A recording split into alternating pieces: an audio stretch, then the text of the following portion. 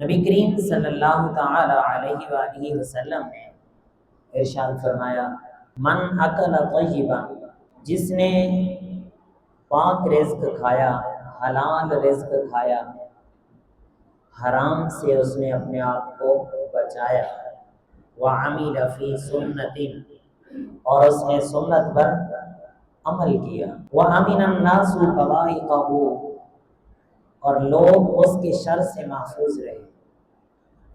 یہ تین چیزیں بیان فرمائی، جس نے حلال رزق کھایا، جس نے سنت پر عمل کیا، اور جس کے شر سے لوگ محفوظ رہے۔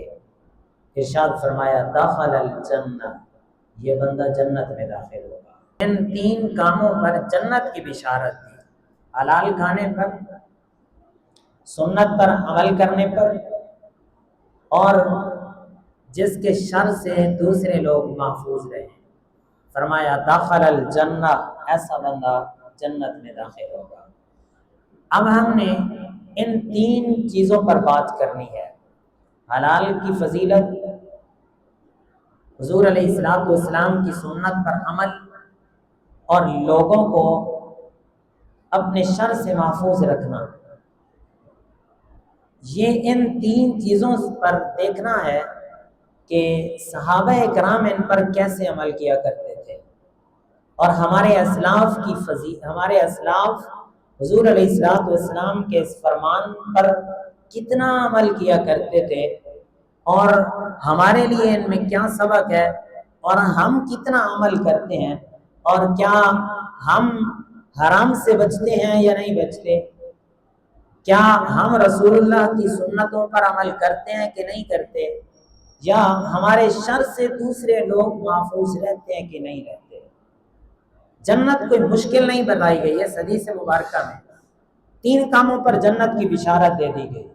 سب سے پہلا کام حلال کھانا، اور حلال کے بارے میں اللہ تبارک و تعالی نے قرآن پاک میں ارشاد فرمایا، اللہ نے انبیاء کی جماعت کو حکم دیا، یا ایھا الرسل کلوا من الطیبات، اے رسولوں کی جماعت تم حلال رزق کھاؤ، تم پاکیزہ رزق کھاؤ، وَاعْمَلُوا صَالِحًا، اور نیک عمل کرو۔ اللہ کے نبیوں کو حکم دیا گیا، کیوں؟ کیونکہ جب بندہ حلال کھائے گا اس کے دل میں نور پیدا ہوگا، عبادت کی بھی اس کو لذت آئے گی، جب حلال کھائے گا برکت آئے گی، جب کھانا حلال کا ہوگا تو حرام کاموں میں صرف نہیں ہوگا، جب کھانا حلال کا ہوگا تو بندے کا عبادت میں دل بھی لگے گا، مزہ بھی آئے گا، نور بھی پیدا ہوگا، برکتیں بھی حاصل ہوں گی، خدا کی رحمت بھی برسے گی، دعائیں بھی قبول ہوں گی۔ حلال کھائے گا جب، اور حرام سے بچے گا، حلال کھائے گا تب حرام سے بچے گا، صاف ظاہر ہے۔ جب حرام سے بچے گا، حرام کاموں سے بچے گا، تو اللہ تبارک و تعالیٰ کی ذات مبارکہ اس بندے پر خوش ہوگی۔ یا ایھا الرسل، رسولوں کی جماعت کو حکم دیا گیا کہ حلال کھاؤ۔ نبی کریم علیہ السلام نے ارشاد فرمایا، حدیث مبارکہ میں ہے، ارشاد فرمایا جس نے ایک لقمہ حرام کا کھایا، جس کے پیٹ میں ایک حرام کا لقمہ چلا گیا، اللہ تبارک و تعالی 40 دن تک اس کی کوئی عبادت قبول نہیں کرتا۔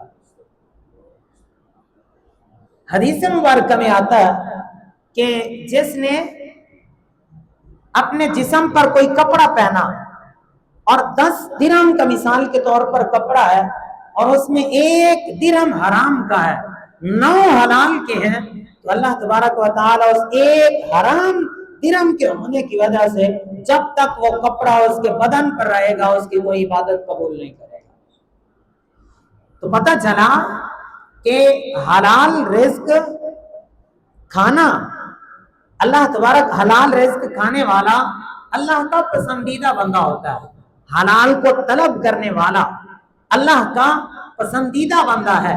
نبی کریم علیہ السلام آپ کی مجلس لگی ہوئی تھی، صحابہ کرام بھی بیٹھے ہوئے تھے، تو ایک نوجوان بندہ، ٹھیک ٹھاک صحیح سلامت نوجوان بندہ صحابہ کرام کی مجلس سے گزرا، تو صحابہ کرام نے عرض کی، یا رسول اللہ صلی اللہ علیہ وسلم، کتنا بہتر ہوتا کہ یہ بندہ آپ کی بارگاہ میں بیٹھتا، دین پر عمل کرتا، دین سیکھتا، ہمارے ساتھ نمازیں پڑھتا، دین سیکھتا، آگے لوگوں کو سکھاتا۔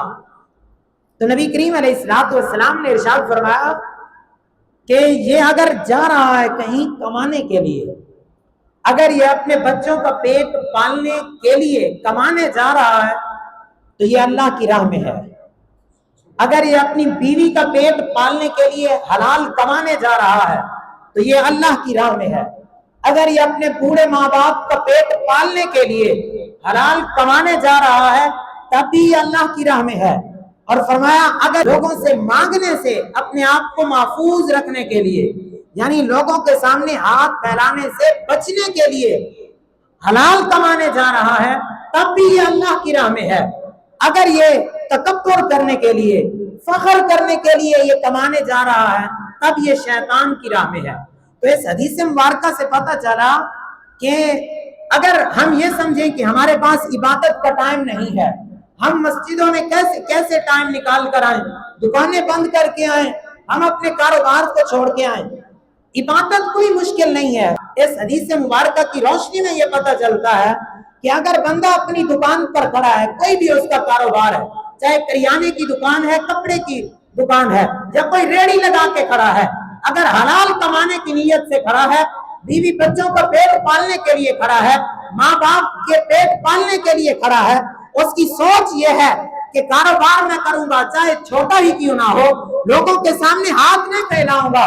اللہ کے محبوب نے ارشاد فرمایا صبح سے لے کر شام تک جب وہ حلال کمانے کے ارادے سے کھڑا ہوگا وہ اللہ کی راہ میں کھڑا ہے، وہ اللہ کا پسندیدہ بندہ ہوا کرتا ہے، اللہ کی راہ میں ہے ایسا بندہ۔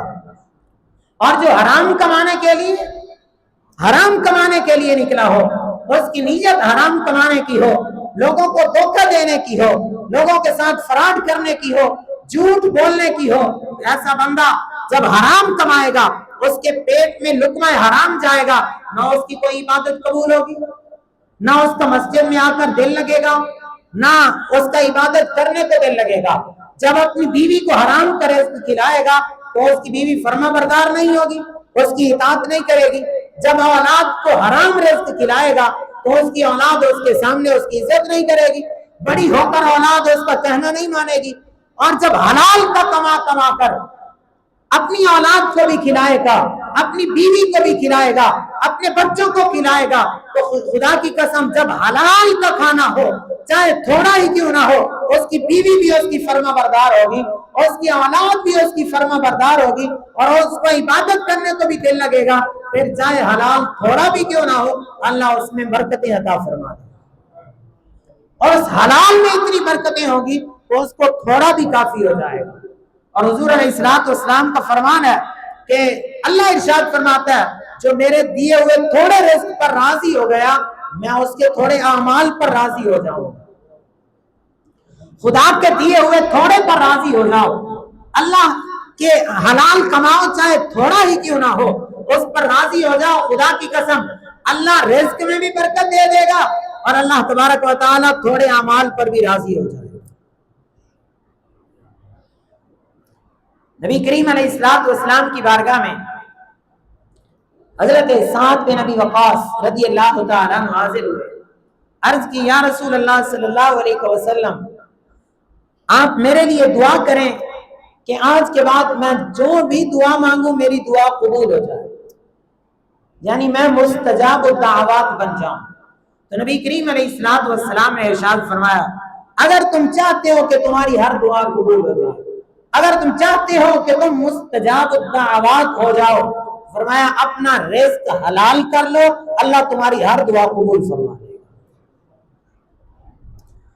آج ہمارے گھر میں بے برکتی کیوں؟ آج ہمارے معاشرے میں لوگوں کے ساتھ نرم دل نہیں ہے، سخت رویہ کیوں؟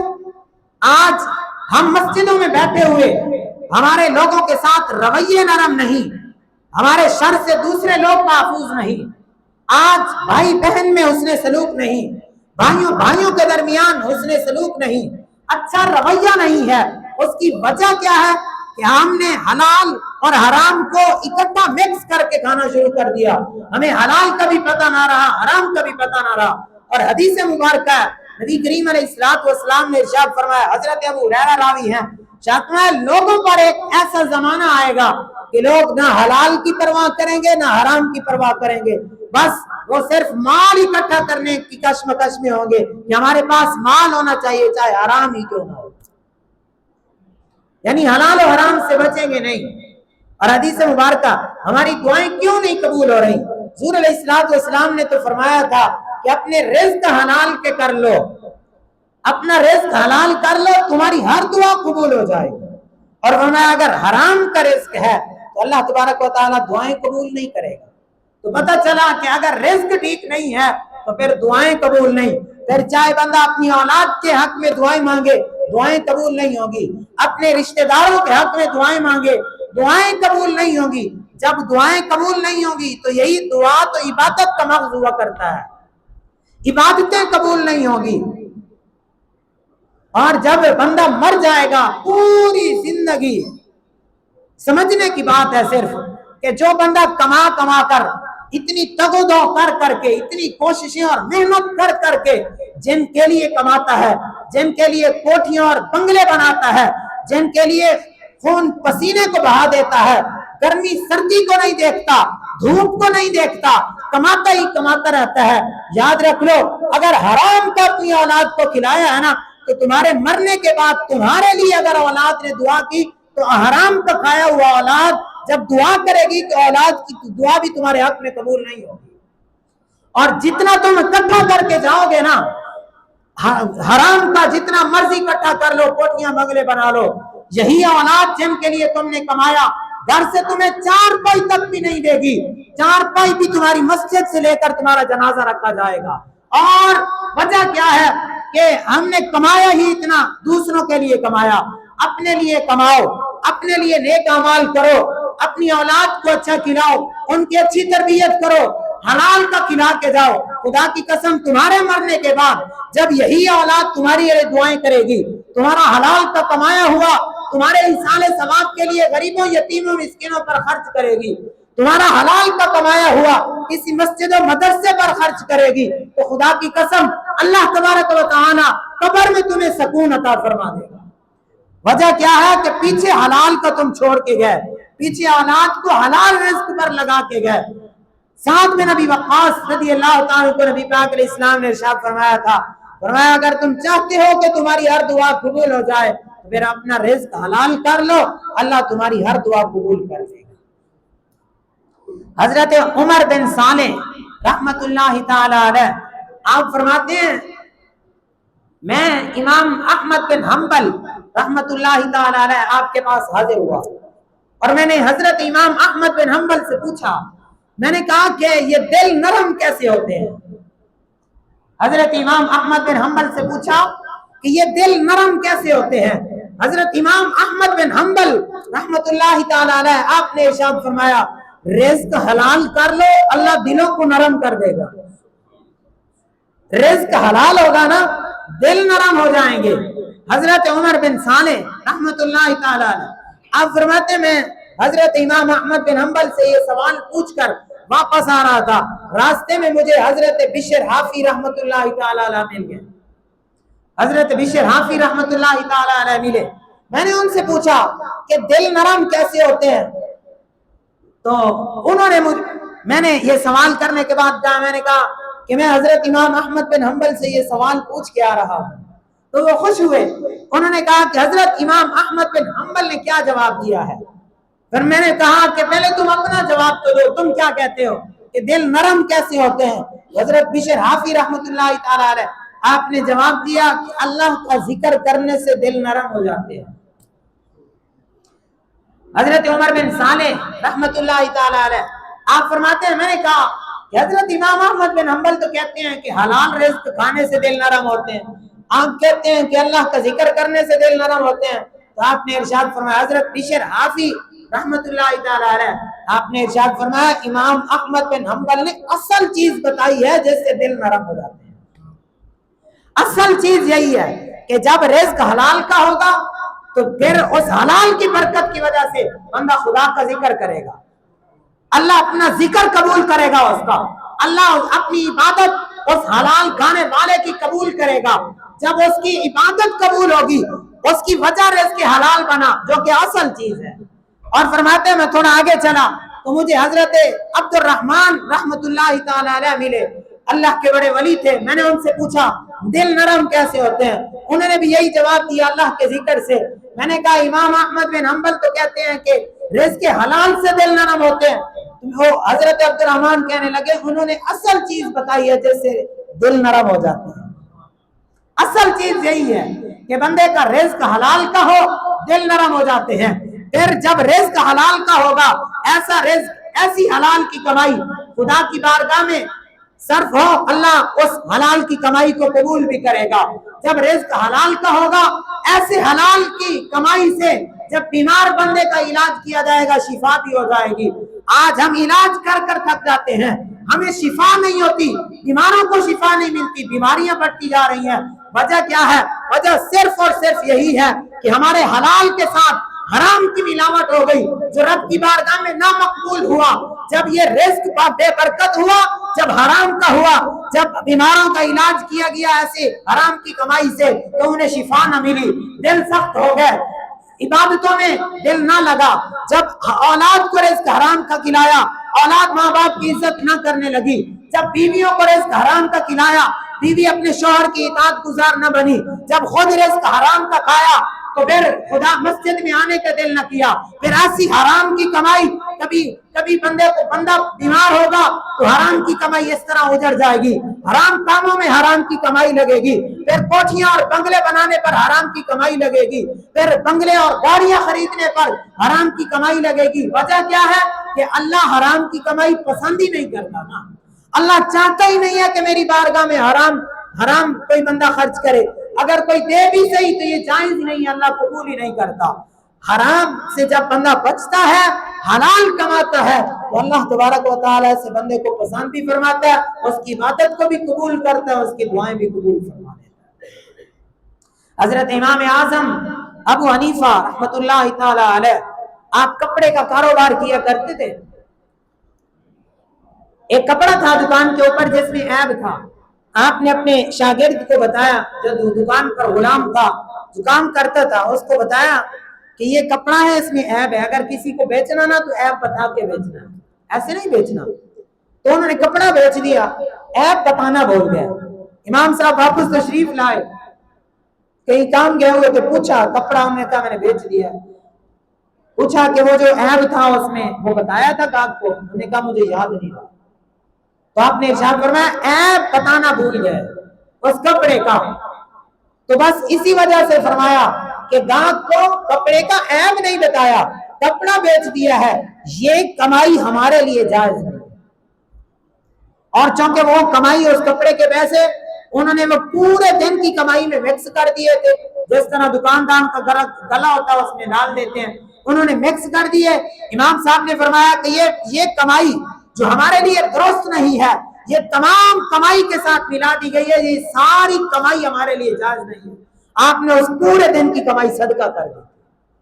یہ ہے ہمارے اسلاف کا عمل، اور یہ ہے حرام سے بچنا اور حلال کھانا۔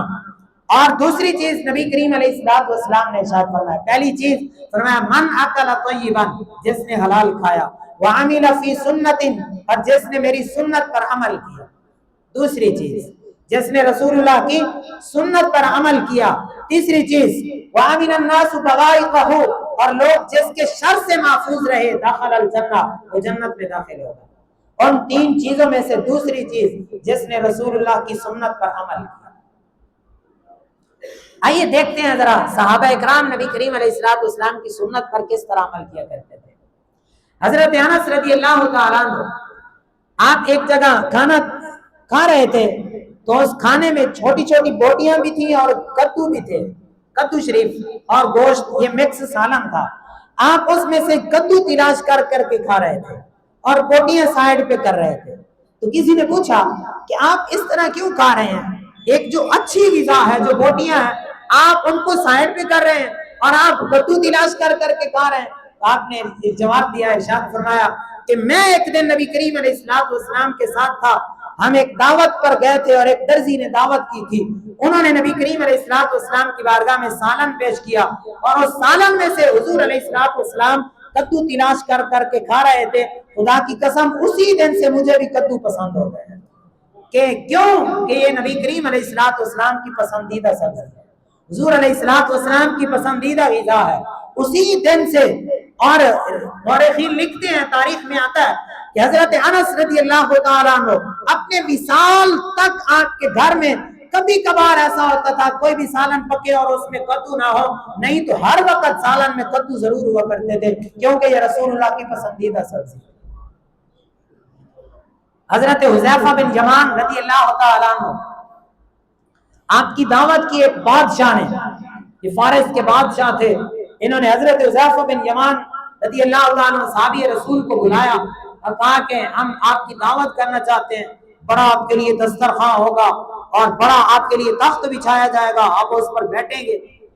آپ نے ارشاد فرمایا ہمیں تختوں پر بیٹھ کر کھانا کھانا پسند نہیں ہے۔ بچہ پوچھی کیا؟ نے کہا ہمارے محبوب کی سنت یہ ہے زمین پر بیٹھ کے کھانا، زمین پر بیٹھ کے کھانا کھانا ہمیں بڑا پسند ہے۔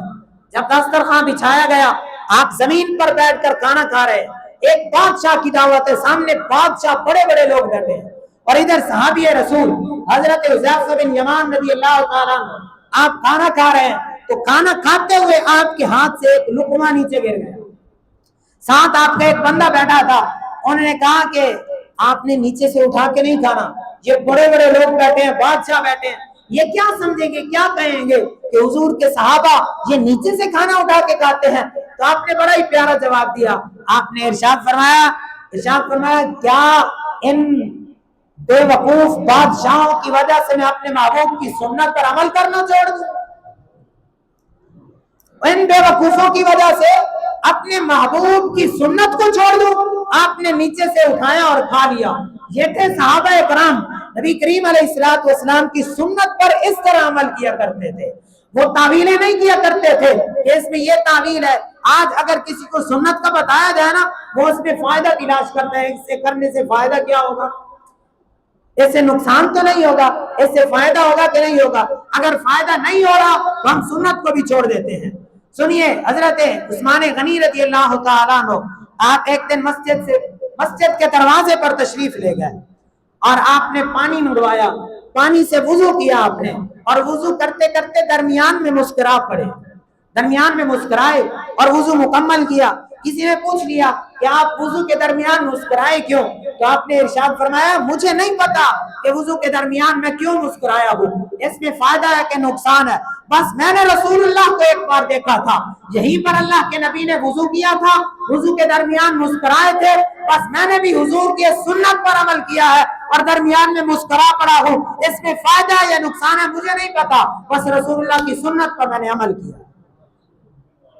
حضور علیہ السلام کے صحابی حضرت ابو درداء رضی اللہ تعالیٰ عنہ، آپ کی بیوی حضرت ام درداء رضی اللہ تعالیٰ عنہ آپ بیان کرتی ہیں کہ حضرت ابو درداء رضی اللہ تعالیٰ عنہ جب بھی کسی سے بات کرتے ہوئے مسکرا پڑتے۔ میں نے ایک دن پوچھا کہ آپ ایسا نہ کیا کریں، آپ باتوں میں مسکراتے رہتے ہیں، یہ تو لوگ آپ کو احمق سمجھیں گے، لوگ بے وقوف سمجھیں گے کہ یہ تو باتوں کے درمیان ہر وقت مسکراتا رہتا ہے۔ تو آپ نے ارشاد فرمایا لوگ جو سمجھتے ہیں سمجھنے دو، میں نے اپنے حبیب کو دیکھا ہے جب بھی کسی سے بات کرتے مسکرا کے بات کیا کرتے تھے، بس رسول اللہ کی سنت سمجھ کے میں بھی مسکرا دیتا ہوں۔ یہ ہے حضور کی سنتوں پر عمل کرنا۔ آج ہم دیکھیں گے فائدہ ہوتا ہے کہ نہیں ہوتا، ہمیں نقصان تو نہیں ہوگا سنت پر عمل کرنے سے۔ خدا کی قسم رسول اللہ کی کوئی سنت ایسی نہیں ہے جس پر عمل کرنے سے کسی کو نقصان ہو، ہر رسول اللہ کی سنت میں لوگوں کو فائدہ ہی فائدہ ہے، اور نبی کریم علیہ السلام کی سنت پر عمل کرنے سے اللہ تبارک و تعالیٰ کتنا راضی ہوتا ہے۔ اللہ نے قرآن میں ارشاد فرمایا قُلْ إِن كُنتُمْ تُحِبُّونَ اللَّهَ فَاتَّبِعُونِي يُحْبِبْكُمُ اللَّهُ۔ اللہ نے ارشاد فرمایا ابو بہن سے کہہ دو اگر تم چاہتے ہو کہ اللہ تم سے محبت کرے تو پھر رسول اللہ کی پیروی کرو، پھر رسول اللہ کی اتباع کرو، حضور علیہ السلام کے طریقے کو اپناؤ، نبی کریم علیہ السلام کی سنت پر عمل کر لو، اللہ بھی تمہیں اپنا محبوب بنا لے گا۔ تو حضور کی سنتوں پر عمل کرنے سے فائدہ ہوتا ہے، نقصان نہیں ہوتا۔ तीसरी चीज जो नबी करीम अलैहिस्सलाम ने इरशाद फरमाया, पहली चीज रिज़्क़ हलाल, दूसरा हुजूर अलैहिस्सलाम की सुन्नत पर अमल, और तीसरी चीज इरशाद फरमाया जिसके शर से लोग महफूज रहें ऐसा बंदा जन्नत में दाखिल होगा। हजरत ख्वाजा बाकी बिल्ला रहमतुल्लाहि ताला अलैह, आप एक दिन रात को सोए हुए थे और उठे तहज्जुद की नमाज के लिए। सर्दियों का वक्त था, सर्दियों के दिन थे, उठे तहज्जुद की नमाज के लिए, मुसल्ला बिछाया, नमाज पढ़ने लग गए। एक बिल्ली आपके बिस्तर में आकर दाखिल हो गई। बिस्तर बिछा हुआ था, उस बिस्तरे में आप एक बिल्ली आकर दाखिल हो गई। सर्दियां थी, वो कहीं से आई होगी, उसने देखा बिस्तर गरम गरम है तो वो अंदर पड़ी रही। हजरत ख्वाजा बाकी बिल्ला रहमतुल्लाहि ताला अलैह, आपने तहज्जुद की नमाज पढ़ी, नमाज पढ़ने के बाद देखा कि बिल्ली उनके बिस्तर में आराम कर रही है, तो आपने बिल्ली के सुकून की खातिर पूरी रात मुसल्ले पर गुजार दी कि कहीं अगर मैं बिल्ली को बिस्तर से बाहर करूंगा तो सर्दी की वजह से कहीं इसको तकलीफ ना हो। ये है हमारे बुजुर्गों की सीरत कि अपने शर के, रसूलुल्लाह ने इरशाद फरमाया कि जिसके शर से दूसरे लोग महफूज रहें वो जन्नत में दाखिल होगा। और मुसलमान की तारीफ पता क्या है? हुजूर अलैहिस्सलाम ने इरशाद फरमाया, अल मुस्लिमु मन सलिमल मुस्लिमून मिन लिसानिही व यदिही, मुसलमान है ही वही जिसके हाथ और जिसकी जुबान से दूसरे मुसलमान महफूज हैं। मन सलिमल मुस्लिमून मिन लिसानिही व यदिही, जिसकी जुबान और जिसके हाथ से दूसरे लोग मुसलमान महफूज रहें, उस बंदे को हकीकी मानों में मुसलमान कहा जाता है। तो इस हदीस मुबारक में ये नहीं बताया गया कि बड़ी बड़ी नमाजें पढ़ने वाला मुसलमान है, बड़े बड़े रोजे रखने वाला मुसलमान है, बड़ा इबादत गुजार मुसलमान है। अगर बड़ी इबादतें भी हों, अगर बहुत ज्यादा रोजे भी रखता हो, मस्जिदों में दिन रात गुजार देता हो, अगर उसके हाथ से उसकी जुबान से दूसरे लोग मुसलमान महफूज नहीं है, तो जब लोगों के हुकूक की अदा नहीं करता, अल्लाह तबारक व तआला से बंदे की इबादतों को उसके मुंह पर मार देता है, क्योंकि ऐसे बंदे पर उसकी अल्लाह की मखलूक की राजी नहीं है, अल्लाह की मखलूक ही उसके शर से महफूज नहीं है। तो याद रखिए, अगर अपने शर से दूसरों को महफूज नहीं रखोगे तो यही तुम्हारा अपना शर एक दिन तुम्हारे लिए ही वबाल बन जाएगा।